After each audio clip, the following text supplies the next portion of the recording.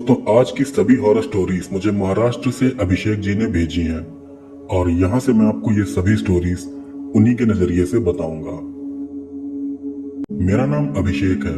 मैं महाराष्ट्र का रहने वाला हूँ और आज मैं आपको कुछ बिल्कुल रियल पैरानॉर्मल घटनाएं बताने वाला हूँ। जो पैरानॉर्मल घटनाएं मैं आज आपको बताने जा रहा हूँ वो सब मेरे साथ मेरी इंजीनियरिंग की पढ़ाई के दौरान मेरे कॉलेज के हॉस्टल में हुई थी।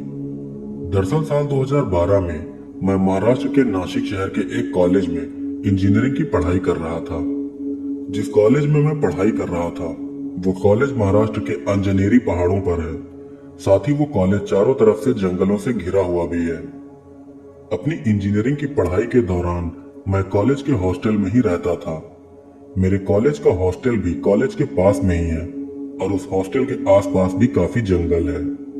उस कॉलेज में जाने से पहले भी मैं भूत प्रेतों में विश्वास करता था, लेकिन उस समय मैं इन चीजों को ज्यादा मानता नहीं था क्योंकि मुझे लगता था कि ये चीजें सिर्फ नेगेटिव एनर्जी होती हैं और ये चीजें कभी भी इंसानों के सामने नहीं आ सकती। लेकिन उस कॉलेज में जाने के बाद मुझे पता चला कि ये भूत प्रेत सिर्फ एनर्जी नहीं होती हैं, बल्कि ये चीजें असलियत में हमारे सामने भी आ सकती हैं। खैर, अब मैं आपको वो डरावनी घटनाएं बताता हूँ जो कि मेरे साथ उस हॉन्टेड हॉस्टल में हुई थी।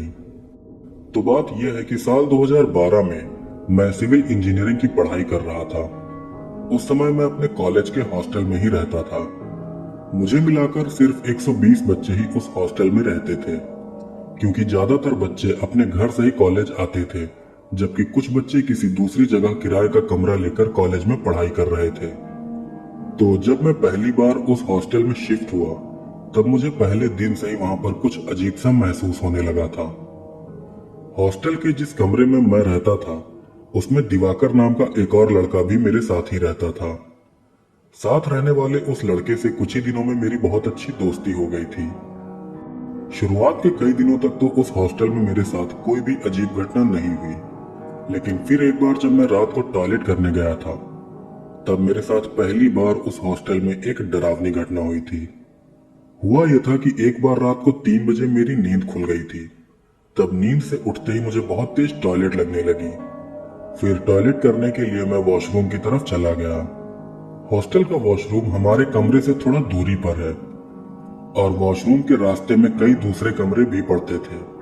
तो जब मैं टॉयलेट करने जा रहा था तब मैंने गैलरी में एक कमरा देखा जिसके दरवाजे पर बाहर से ताला लगा हुआ था।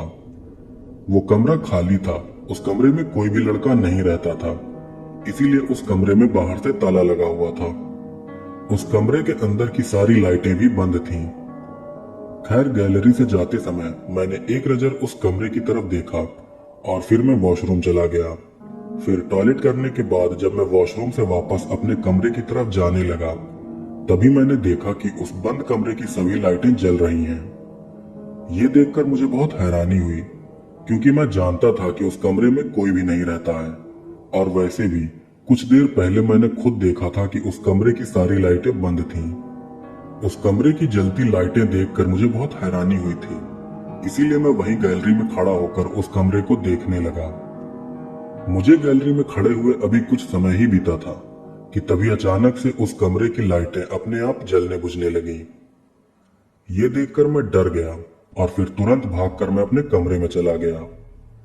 इस घटना के बारे में मैंने दिवाकर को नहीं बताया क्योंकि मुझे डर था कि अगर मैं उसे इस घटना के बारे में बताऊंगा तो वो मुझे डरपोक समझेगा।